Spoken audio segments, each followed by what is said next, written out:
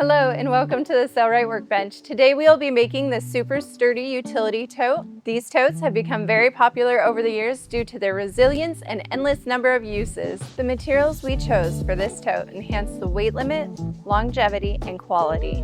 The fabric will also maintain its shape, keeping the tote open at all times for hands and hassle-free use. Today I will be sewing on the Ultrafeed LSZ. For this project, we are going to have two sets of handles.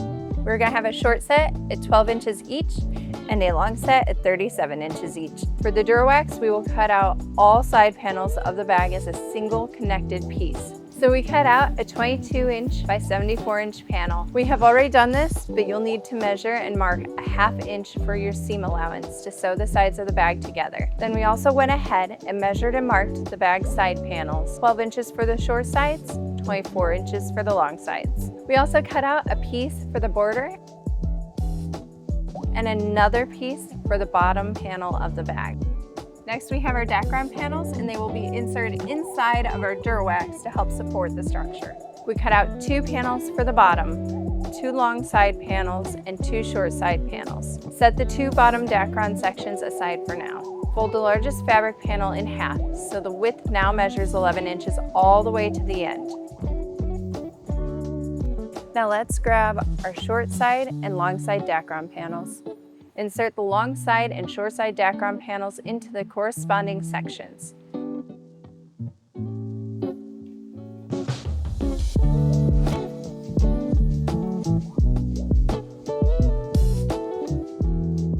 Mark at the top and the bottom of each section where the background panels end.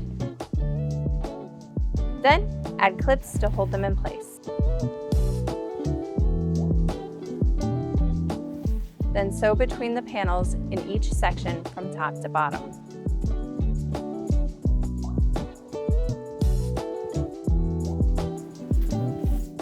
Now clip the border along the top of the front side. Make sure it's even.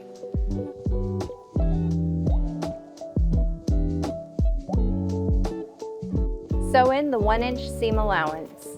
I like to use the magnetic guide because it gives it a nice finished look.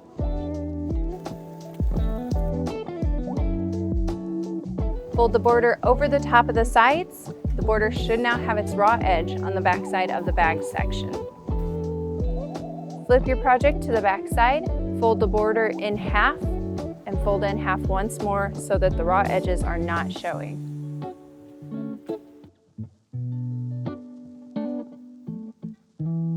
Clip the border at the top and top stitch on the front side.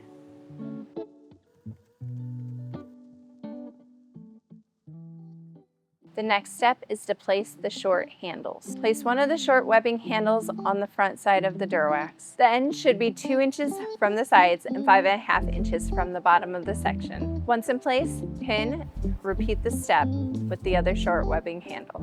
You can mark your stitch lines with chalk and a ruler to make things easier. I'm going to sew a ½ inch long box X stitch on the ends of my handles for more strength and durability. Do this with both short handles.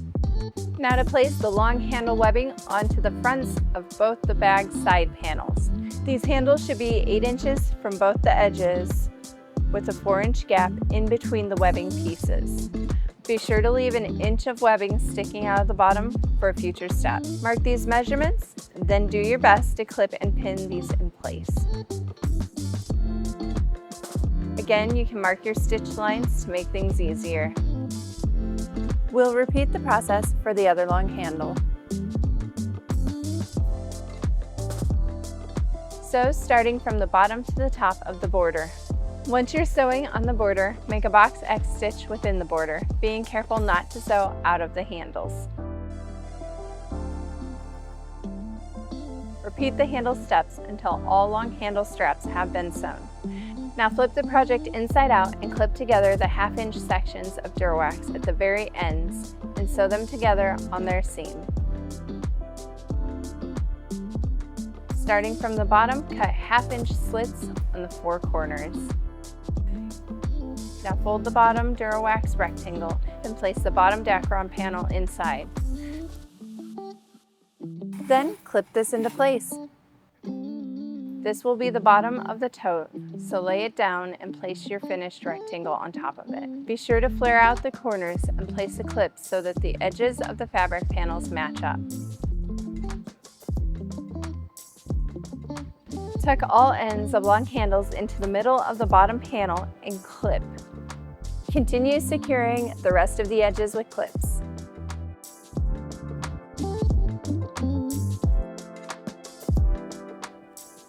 Switch to a zipper foot and shift the needle all the way to the left so that the needle is about 1/4 inch away from the raw edge. Sew the perimeter of the panels together. If your sewing machine needle can't move or you don't have a zipper foot, shift the edge to be sewn further into the sewing machine throat.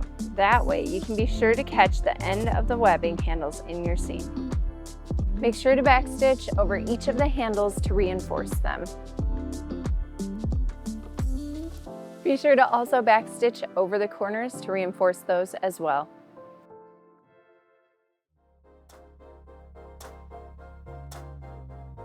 And now it is time to turn our project right side out. It's gonna be just a little tough.